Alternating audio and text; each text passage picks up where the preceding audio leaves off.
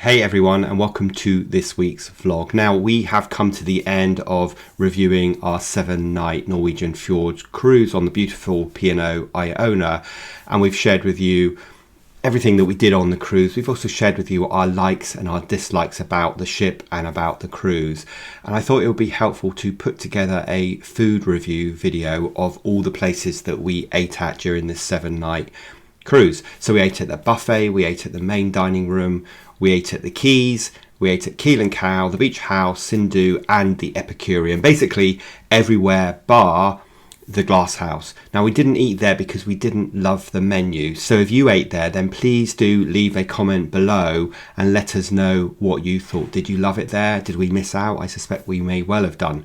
Now, to give a fair assessment of each of the restaurants that I'm going to review, we're going to use our SAFE scoring system. And SAFE stands for service, ambience, food, and experience. And we're going to score each of those areas out of 5, giving a total of 20. So let's jump in, and we're going to start at the buffet, then we'll move on to the Quays, the main dining room, and then all the other specialty restaurants.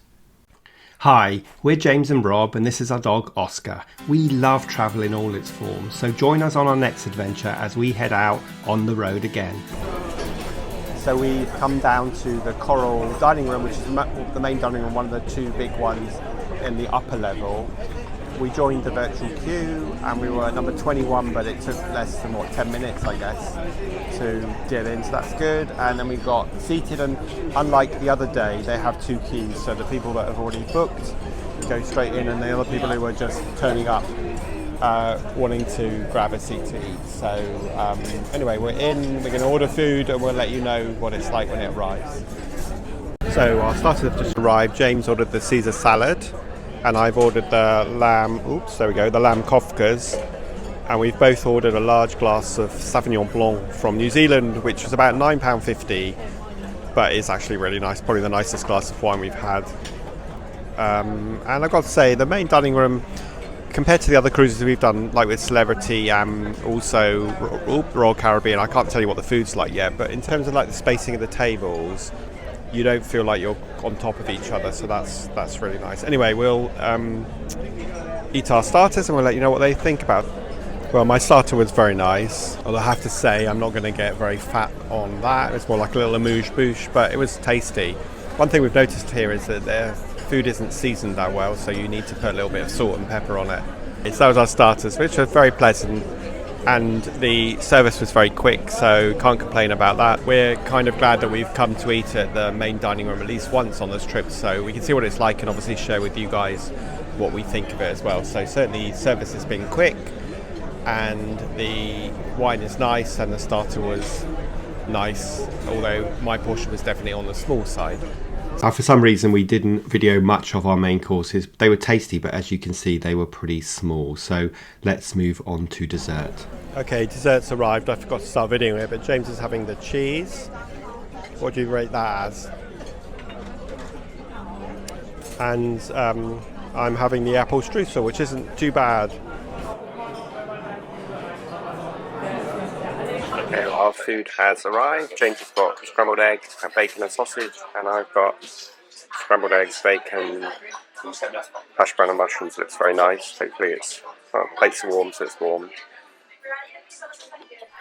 Okay, so that was our eating experience in the main dining room. As you saw, we ate breakfast a couple of times there, but we only ate dinner once in the main dining room, and it kind of was what you expected. The service was good. The food was okay, but small portions, as we found on other cruise lines as well. And actually the ambience wasn't too bad. As you saw, the tables were a bit further apart than they are on Celebrity. So on to our SAFE acronym scoring. We give service a 3, ambience a 3, food a 2.5, and experience a 3. And remember, these are all out of 5. So that gives us a total of 11.5 out of 20. Okay, so let's move on to the Quays. Now in the Quays we ate lunch and we also ate breakfast there. So let's show you around what that was like, and then we'll give you our score. So we thought we would come down to the Quays for breakfast this morning, and we both ordered an omelette. I ordered a ham, cheese and tomato omelette. And that's what it looks like. Definitely not going to get fat on that. I might need to go and get some other things afterwards. Okay, so we came to the Quays thinking it would be crazy busy. Well, it is pretty busy, but it's not crazy busy. So we got served really quickly. James has got the chicken katsu curry, and I've got the beef in black bean stir fry, which is a perfect size for me. And we have a lovely seat right by the window, so you can see South African docks, but it is a lovely sunny day. And it's not too crazy busy. So we are here at 3 o'clock, so I guess that's why it's a bit quieter. But it's probably better than going to the buffet for lunch. So this will be enough food for us to tide us over. And James has headed over there to get us a drink of some kind. So just having a bit of dessert because his blood sugar level is low. So is that helping? He's got some lemon drizzle cake and some fruit salad. So that was our eating experience in the Quays. We didn't eat there for dinner, and you can see the food that we had. We did eat there a couple of other times for lunch and just had salads, but I've seen other videos where the fish and chips and the burgers look really good, but we didn't try that. Unfortunately, the stir fries that we had, or the Asian food, was very average and a bit gloopy, and the breakfast was fine, but no difference really to the buffet. So let's move on to our safe scores. And for service, we give it a 4 because it was very quick. The ambience was 2. It's very much like a canteen kind of environment. The food, we gave a 2 as well. And the overall experience, we give a 3, giving it 11 out of 20. Now, we didn't really eat very much in the buffet, so we kind of make the same comparison of the buffet to the Quays. I think the Quays is a great concept, but I'm not entirely sure whether it completely works, or maybe just the food that we had wasn't particularly great. So let us know if you like eating in the Quays, and if you've eaten more, especially in the evening there, what did you think? Do let us know and leave a comment. So let's move on from the included restaurants, and we're now going to talk about eating at the Keel Cow. And in the Keel Cow, we had breakfast and we also had a dinner as well. So let's just show you those, and then I'll let you know what we thought and what score we gave it. So we decided to come down to the Keel Cow for breakfast because our trip isn't until 11 o'clock this morning. So we thought we'd eat because we probably won't get to have any lunch. I am having a coffee with a eggs Benedict on a bagel and avocado. That's £3.50. And James is having the full English breakfast, which is £3.50 as well. So not too expensive.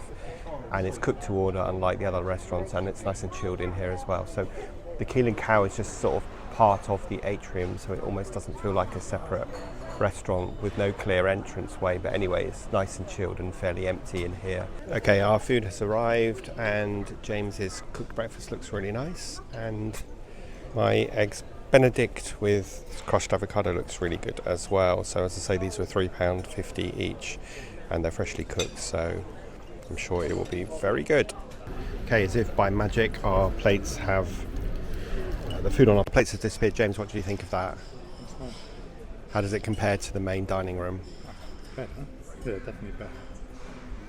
Yeah. And my smashed avocado was really nice, and the service was really good, and it was serviced with a smile, and the food was specially prepared. So for £3.50 each, that was definitely worth coming to breakfast, and it's nice, quiet and chilled.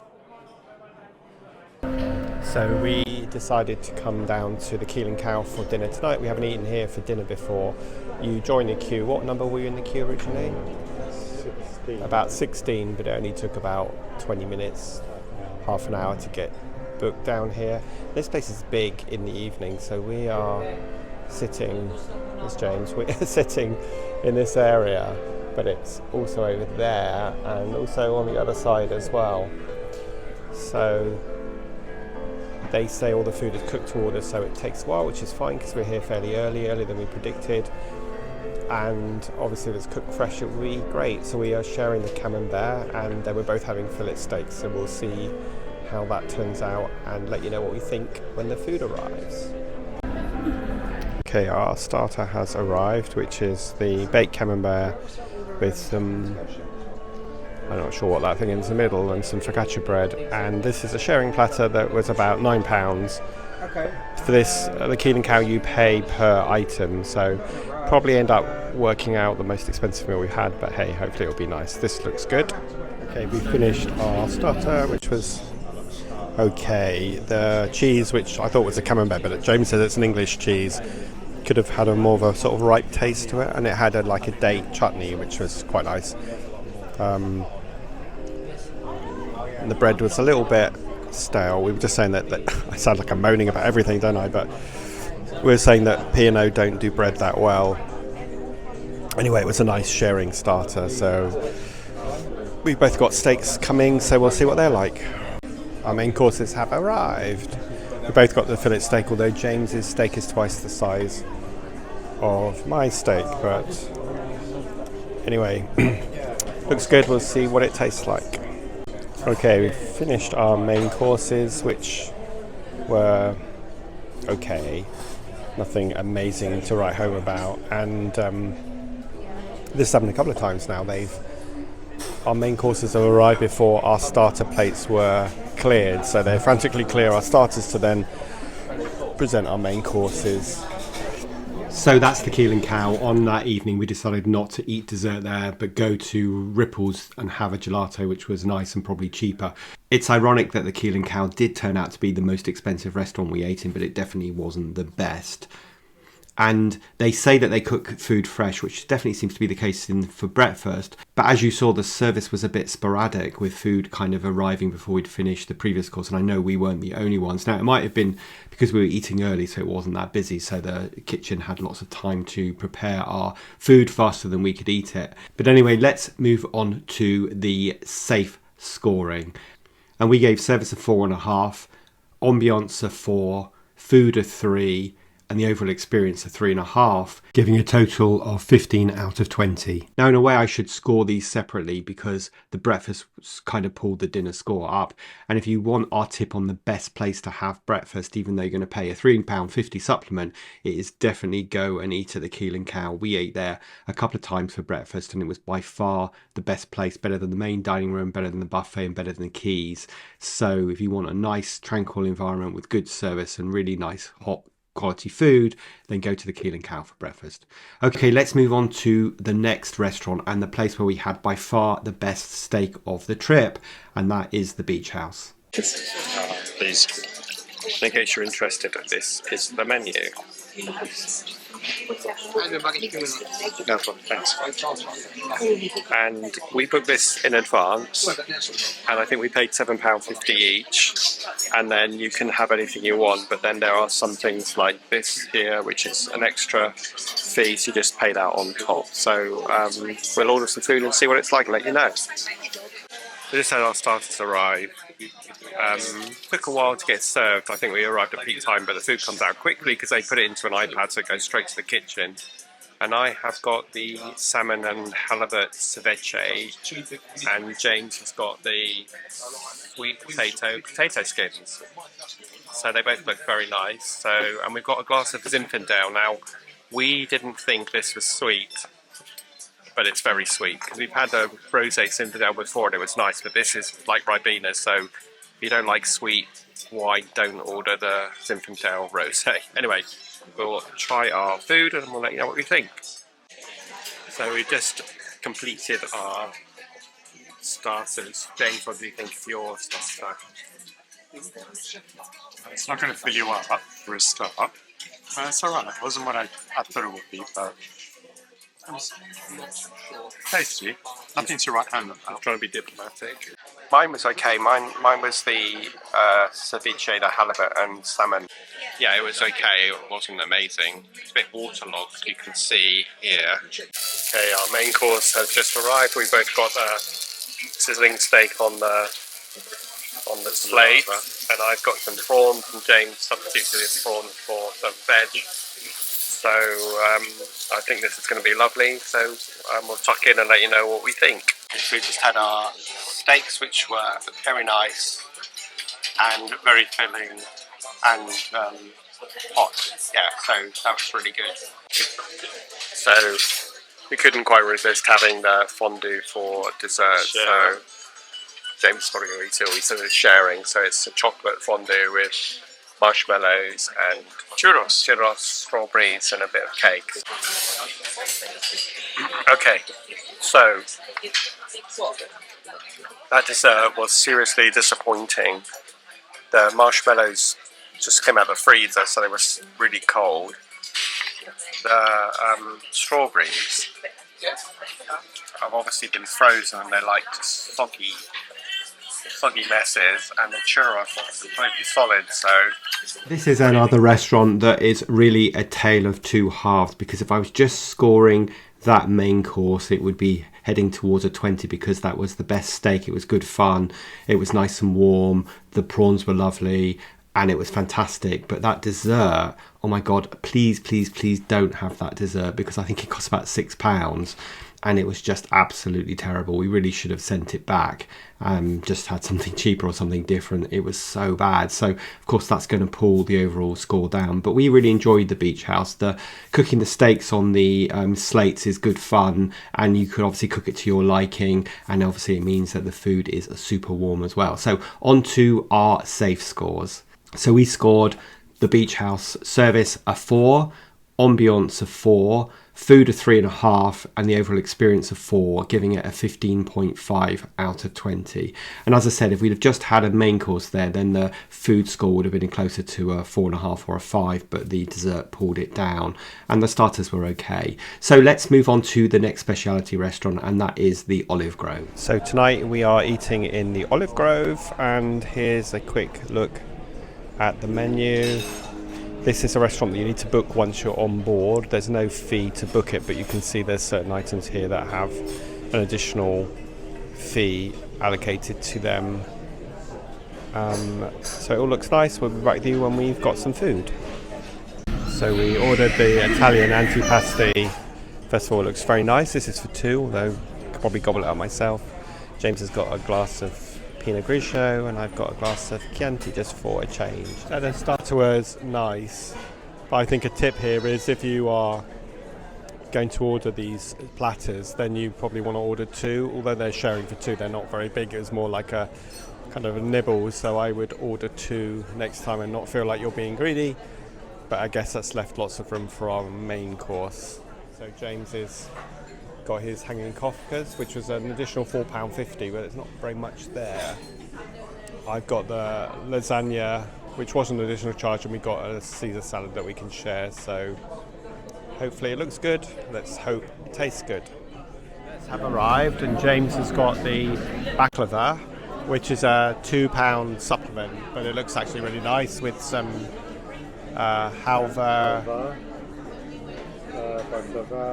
That looks like a donut in the middle. Oh yeah. By the way, James is Greek, so he ought to know this. Tell us what it tastes like. It's like a donut covered in honey. Anyway, he's got that, and I've got the tiramisu, which is nicely presented, so hopefully it tastes good. Well, the Olive Grove lived up to expectations, and my food was exactly what you'd expect it to be: a decent lasagna and a decent tiramisu. And we enjoyed the starter, although it could have been bigger. James was a little bit disappointed with his upsell main course, but he really enjoyed the dessert, as you saw. So on to the safe scores for the Olive Grove. And we gave the service a 3.5. We gave the ambience a 4.5, the food quality of 4, and the experience of 4, giving a total of 16 out of 20. We definitely felt this was one of the nicer environments to eat in, despite the screaming child at the beginning. And the service was a little bit sporadic, but we enjoyed it, and we would have gone back there again had we not had other evenings already booked out. And it was a pretty cost-effective evening. Even though there were a few upsell items, it was definitely cheaper to eat there in the evening than it was in the Keel Cow, and I'd say the food was better in the Olive Grove. So that's the Olive Grove, and now let's move on to our next specialty restaurant, which is Sindhu. So this evening we're eating in Sindhu, the Indian restaurant, and quick pass of the menu for you.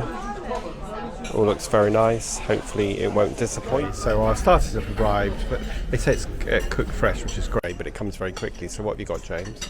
The paneer dosa. And I've got F-puri, which is puffed rice, which looks like maggots crawling out of puff pastry. I'm sure it'll be very nice. So how's that, James? Nice. Well, very nice. It was a dosa with paneer cheese. Yeah, it was very nice. I had some of that. It was really nice. And my puffed wheat were nice, but they were a little bit sweet for me, a bit too much chutney inside. So our main courses have arrived. They look very, very nice. James has got the beef fillet because he was told not to get the lamb. I've got the Sindhu special, which is duck, beef and lobster. And then we've got some dal, rice, mixed veg and some naan bread. So it looks very nice. Let's hope it tastes as good as it looks.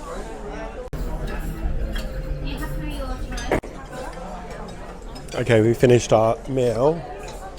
James, how do you enjoy your beef fillet? Best one was cruise so far. And my duck, lobster and beef was really nice, although the star of the show is definitely the duck. But we were both just saying that was the best meal we've had on the ship so far, better than Epicurean. So if you get a chance to eat at Sindhu, then make sure you do know if you book it in advance, you pay a £20 deposit, but then you get 20% off of anything else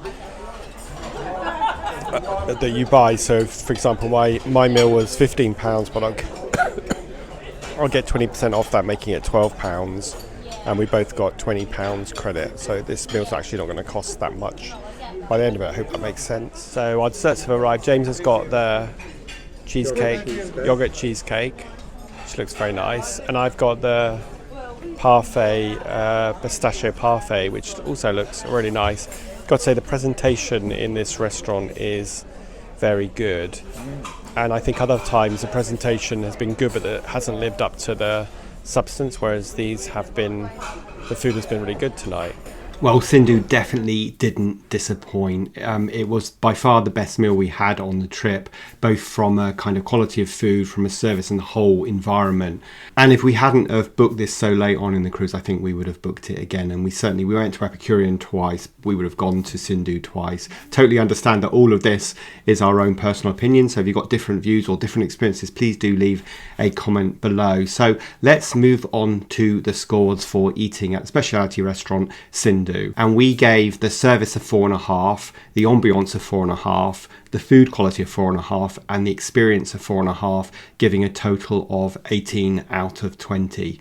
So you can tell that we really enjoyed eating there. And despite the strange situation of the waiter telling James not to have the lamb, which incidentally some guests who we spoke to the following night had the lamb there and said it was fantastic. So I don't know why he tried to steer James away from it. But despite that, everything was really good. The service was good. It's a really nice environment. You felt like you were going to a specialty restaurant and you weren't too crowded in with everybody else, and it wasn't part of the atrium or the main dining room, so it felt fairly exclusive. So definitely recommend going to Sindhu, the Indian restaurant on the P&O Iona. Now let's move on to our last restaurant, the Epicurean, and then I'll do a summing up of the whole eating experience, and I'll give you the rankings of the various places we ate at. And I hope that this will help you get excited about your forthcoming cruise, but also help you make some decisions about where you want to eat. Now, as I said, I totally understand this is personal taste, so these are our experiences and our scores as well. Okay, so let's move on to Epicurean. So our starters just arrived. James has got the jamon iberico and I've got a can't even remember what it is, a duck mousseline, which looks nice. So let's see what they look like. Certainly well presented. Service is very good and efficient. Well, we just had our starters, and as you can see, they were very nice. Oops. Okay, so our starters have arrived. I've got the red pepper parfait, which certainly looks very well presented. James has got the ham that he had the other night, and we've got a virgin Bloody Mary and some nice bread. So let's hope it looks as good as it tastes as good as it looks.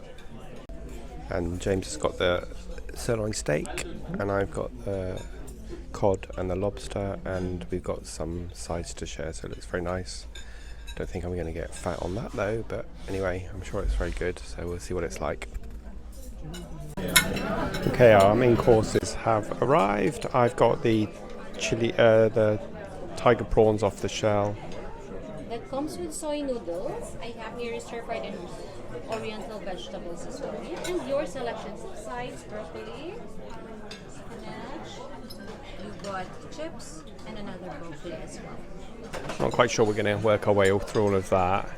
James has got the Irish fillet of beef, Again, it all looks very well presented. So we've had our main course, we've now got our dessert, which we're both having the cheese.